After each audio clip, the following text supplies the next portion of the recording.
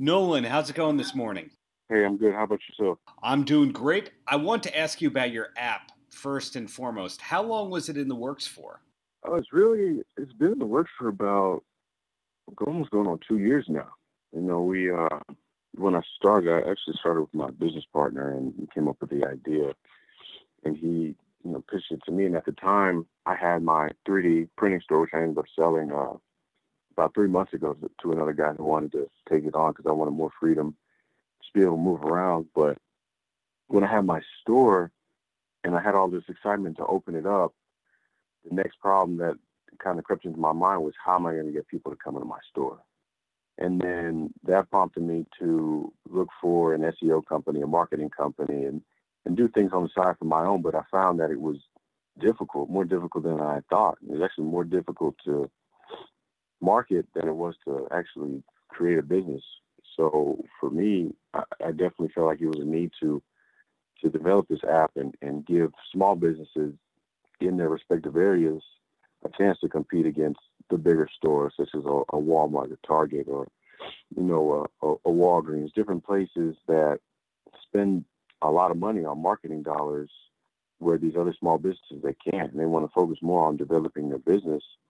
And I wanted to be able to help them with that and build that customer to business relationship within their areas to help them grow and help them, give them a sense of confidence to know that they can survive and thrive, through digital marketing, digital advertising, and not have to spend crazy amount of dollars just to be able to think they're going to get seen by, these people in their area. Because I was getting taken advantage of by a lot of these SEO marketing companies, because they would fabricate numbers, send me numbers of, oh, well, we had 7,000 people visit your site. We had, another 1,000 people click on your site.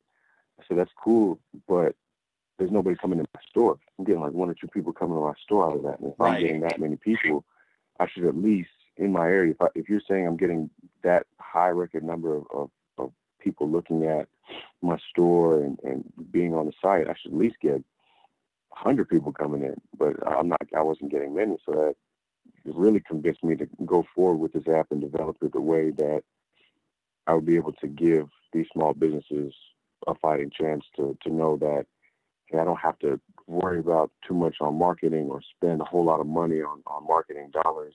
And I can really focus and hone in on my business and surviving, instead of worrying about allocating money to something that I possibly think might not work. Now, the app brings up an interesting thing here, because it's providing discounts to the people who are using it, giving them good deals on everything. And that means that you're somebody who obviously cares about consumers and looks at deals and prices and marketing in a good way. But when people think of NFL players, they usually think of spending out of control or living the good life. Were you looking for deals when you were in the NFL? I've been looking for deals forever. I think I got that from my mom. Honestly, she was always constantly looking for some type of deal or shopping somewhere to save $1. And for me, I learned at a young age the value of $1, because for me, my mom and parents, they had money, but they didn't spend it on their kids like most families would if they had a lot of money and spoil them a lot. My parents did, but we had to earn it. We had to earn it by working, doing chores.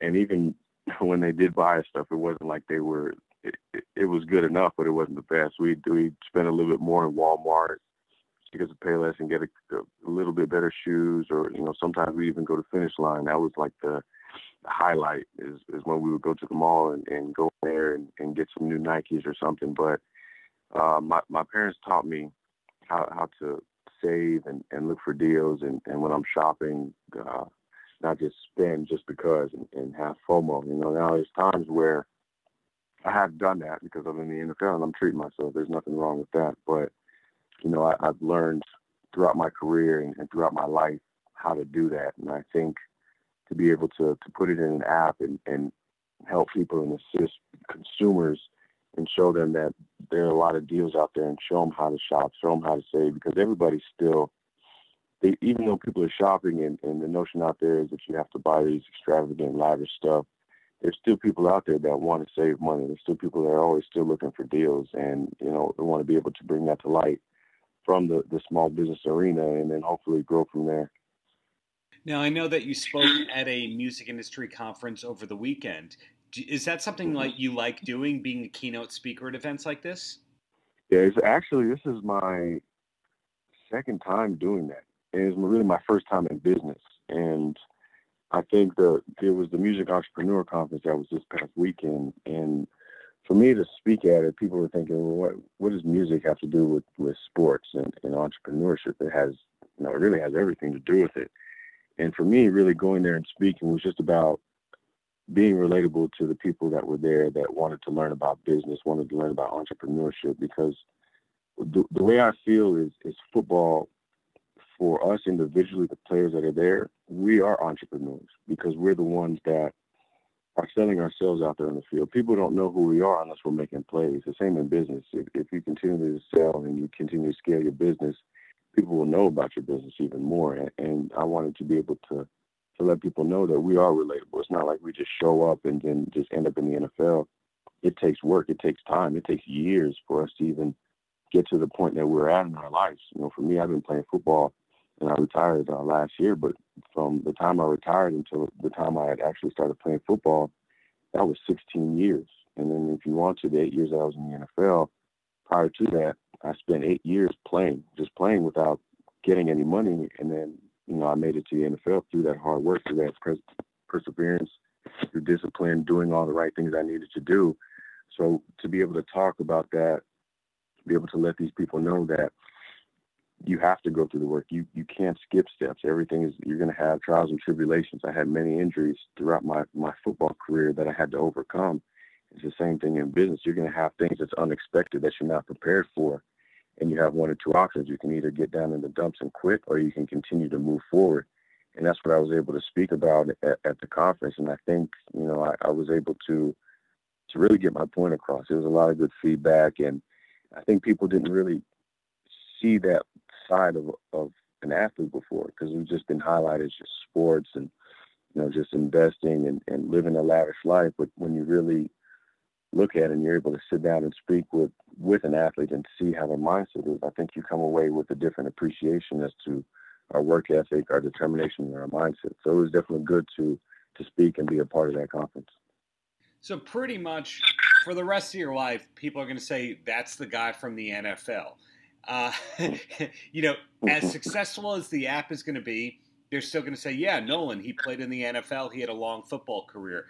Are you still involved with football on a day-to-day basis besides being associated with football? Yeah, definitely. I as much as I've tried to stay away from it, there's no possible way. It's just a part of my life. Just from my former teammates. I live in South Florida, so I live right down from the Dolphins facility. I still have my house since 2012, so I haven't left. And I still see guys. I still work out with guys, just to stay in shape and keep that competitive edge. So I'm always around it all the time. I've always asked for my expertise in certain things, about certain plays that happen, big plays, small plays, drama that's going on in the NFL. So I can't escape that. It's just something that I've embraced now that I've been on the opposite side of it. I guess the media side, you might say, but for me, it's just something that's been a part of my life for so long. So there's no real reason I need to stay away. And I thought before, when I was going through my endeavors of business and figuring out what I like to do, to stay away from football a little bit and focus on that side. But it's just so hard because it was so embedded in my mind and my life. I couldn't help but just turn on the TV and start analyzing plays. And it's just become a part of me because of my routine daily and just always studying film. It's just embedded in my skin. I can see it in my son now too. My son, he's always asking me to play football, and he wants to go out and play football. So it's just inevitable. And I've embraced it now at this stage of my life and my career, post-career. And it's cool being on the other side of it and seeing the new talent that's coming in, the new guys, and just being able to watch some younger guys in college and seeing how they develop. So it's been actually a joy to watch and see it from that opposite side of everything, and just seeing how the fans, celebrate players and celebrate their team. It's really cool now. It's definitely interesting. Anyone who can kind of be in their 30s and be able to just do whatever they want for the rest of their life. Was it an easy exit for you when you decided to retire? Oh no, it definitely wasn't. I got released by the Cowboys in 2017 because I got two concussions in one game when I was with Dallas. And for me, when I got released, I remember I went home. I flew back home to Florida that same day I got released, and I just I was just sitting there thinking, what do you want to continue down this road? Do you want to go to another team, or do you want to see what you really like in life?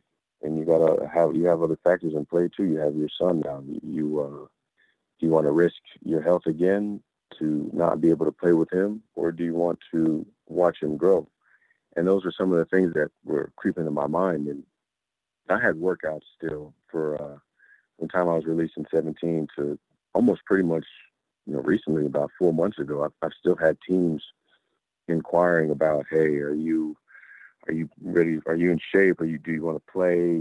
What's your status? Because we're not sure. Would you like to come back? I've had at least 6 teams in the past year and a half, ask about me. So to me, I had to put my family first. I had to put my health and well-being first, and I decided that it's best to just discover me. And since I'm retired, it's not. I want everybody to think I can just do whatever I want because you can end up broke or whatever. But I have the freedom more than most to be able to discover what my likes are, discover what my interests are, discover new people, travel, just experience the world outside of football, because for so long I've been sheltered. My life has been through a football field. It's been through film. It's been through a helmet. And now that I have that somewhat luxury and freedom to experience the world, I'm going to do that, and until I become bored with it. So it's definitely, I put in the work throughout the years to get to this point, and I'm very grateful for God for directing my steps and keeping me as safe as possible, and meeting the right people to have me in this position that I'm in now to be able to enjoy the fruits of my labor. Right. I couldn't say it any better myself right there. So in closing, Nolan, any last words for the kids? Really, just for the kids, man. Just be yourself. Don't fall into the trap of trying to be like everybody else and getting people to get your approval. You got to live for yourself first. Love yourself first, and always support yourself. Work hard, and no matter what your circumstances are, you can get through it. And anytime you're faced with any type of adversity, just look it in the face, punch it in the eyes, and keep moving. That's what I would just tell the youth. I think nowadays they've just been so engrossed in what's going on in the outside world that they forget about who they are. And I want to remind them that know your self-worth first, and then grow from there, and continue to grow and continue to grow. And that will take you places you could never imagine.